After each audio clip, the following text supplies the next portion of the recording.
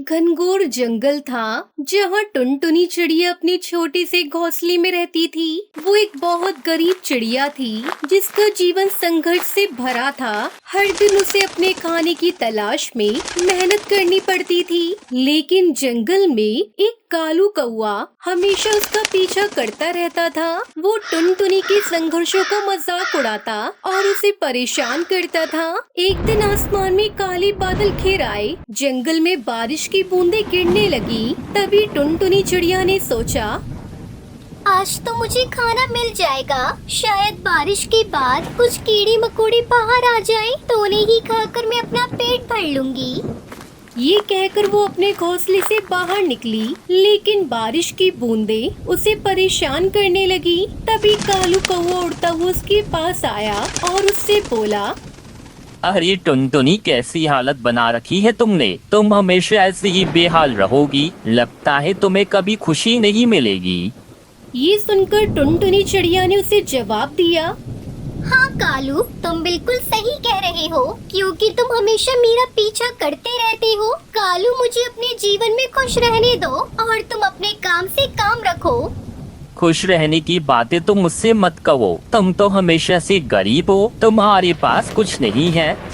कालू कौवे कहकर हंसते हुए वहाँ से चला गया। बारिश के बाद जंगल में हरियाली छा गई। फिर टुनटुनी ने सोचा, अगर मैं थोड़ी और मेहनत करूँ तो शायद कुछ नया खोजूं, शायद मुझे कुछ अच्छा मिल जाए। फिर उसने जंगल की गहराइयों में जाने का फैसला किया। वो एक दिन गहरी जंगल में पहुंची, जहां उसे एक चमकदार पौधा मिला। वो जादुई भिंडी का पौधा था। उसने देखा कि उस पौधे पर जादुई भिंडी उग रही थी। भिंडी इतनी सुंदर थी कि उसकी चमक जंगल के अन्य पौधों को भी मात दे रही थी। अरे वाह, ये तो चमत्कारी भिंडी का पौधा है। टुनटुनी ने खुशी से कहा, अगर मैं इसकी खेती करूंगी तो मेरे पास खाने के लिए बहुत कुछ होगा। हाँ, मुझे ऐसा ही करना चाहिए। फिर टुनटुनी ने उस जादुई भिंडी की खेती करने का निर्णय लिया। उसने मेहनत से उसे सींचा और उसकी देखभाल की। कुछ ही दिनों में भिंडी ने फल देना शुरू कर दिया, लेकिन कालू कौवे से देखकर जल गया। वो उसके पास गया, उससे पूछा, अरे तुमने ये सब कैसे किया टुनटुनी? क्या तुम्हारे पास जादू है? टुनटुनी चिड़िया ने गर्व से कहा, हाँ, मेरे पास जादू है। ये मेरी मेहनत और इस जादुई भिंडी का फल है। अब मैं खुश हूँ और मुझे खाने की चिंता नहीं है। तुम जाकर अपना काम करो। फिर कालू ने सोचा, अगर मैंने इसे हमेशा के लिए खत्म नहीं किया तो ये मुझे हमेशा परेशान करती रहेगी।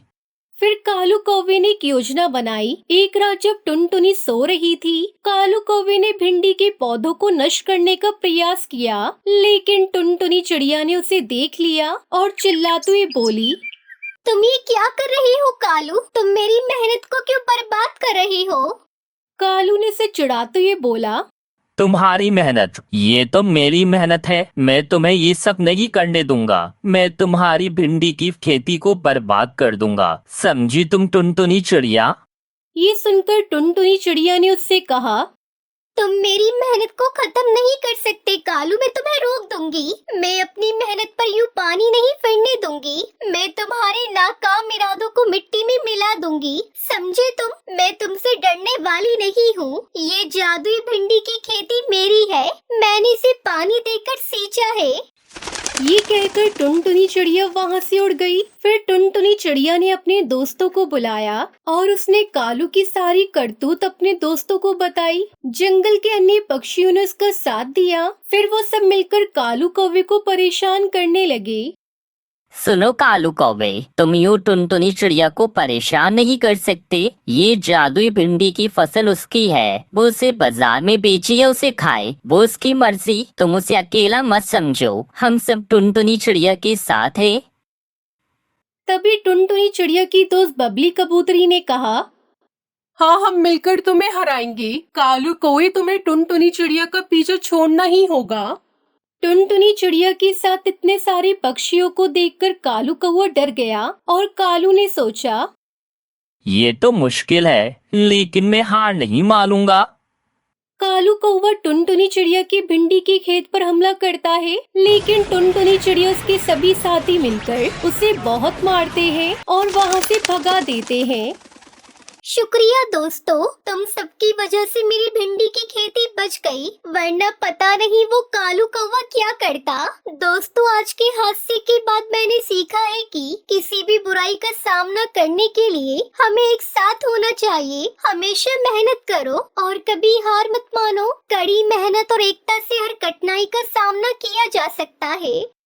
आखिरकार कड़ी मेहनत के बाद टुनटुनी और उसके दोस्तों ने मिलकर कालू कौवे को जंगल से भगा दिया। अब वो आजाद थी और अपनी जादुई भिंडी की खेती कर सकती थी और उसे बाजार में बेच सकती थी। उसने कालू को सिखाया कि मेहनत और एकता से सभी मुश्किलों का सामना किया जा सकता है।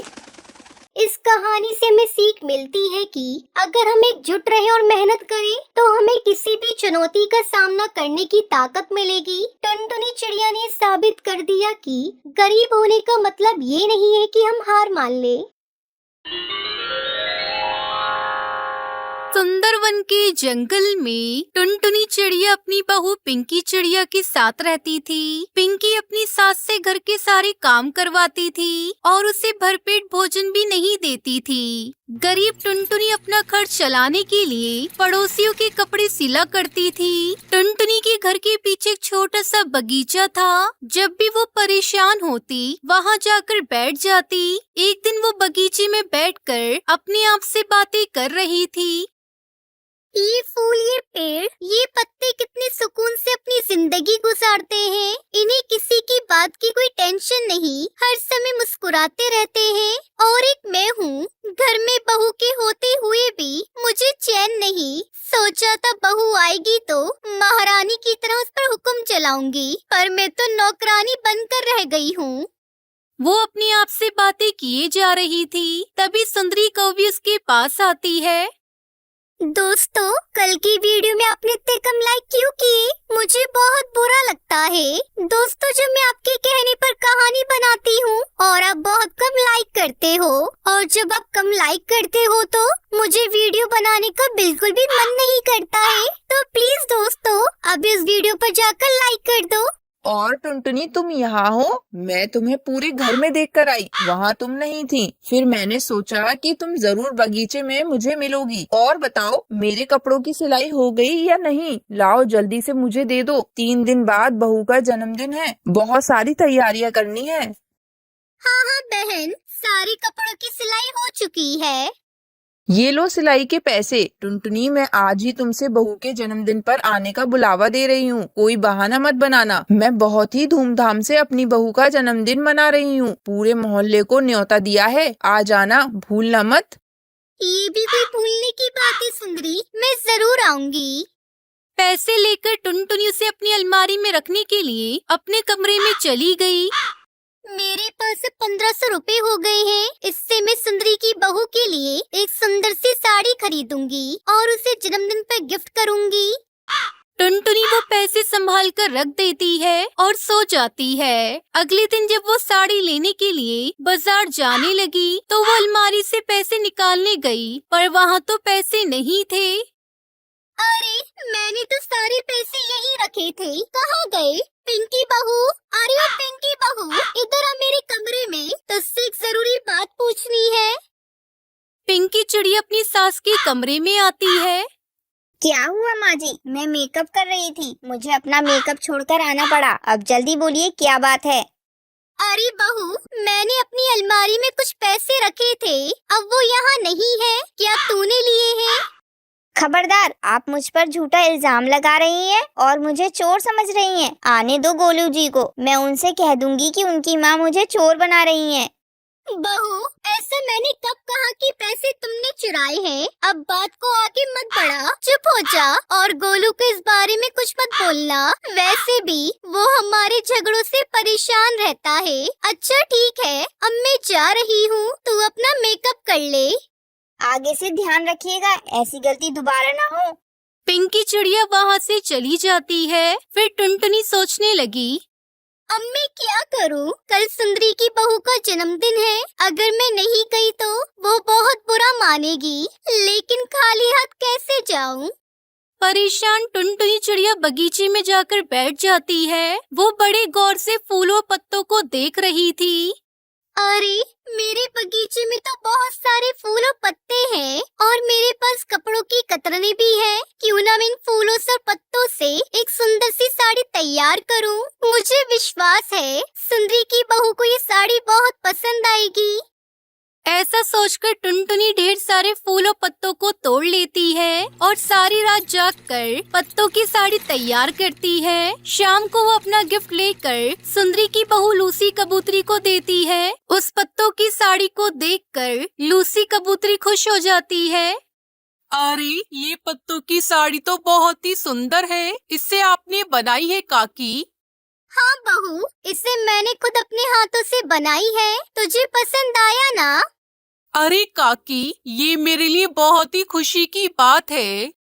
तभी सुंदरी की सहेली टूनी चिड़िया कहती है, काकी ऐसी एक पत्तों की साड़ी मुझे भी चाहिए। ये लीजिए एडवांस के 500 रुपए। 2 दिनों बाद मेरा जन्मदिन है। मैं चाहती हूँ मैं अपने जन्मदिन पर पत्तों की साड़ी पहनूं।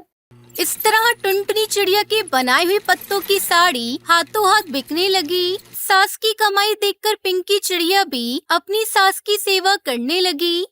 मुझे माफ कर देना माँ जी, मैंने ही अलमारी से पैसे चुराए, लेकिन अब से मैं कुछ गलत काम नहीं करूँगी और अब आपसे घर का काम भी नहीं करवाया करूँगी। मैं सब कुछ कर लूँगी माँ जी। उस दिन के बाद से फिर दोनों सास बहू खुशी खुशी रहने लगती है।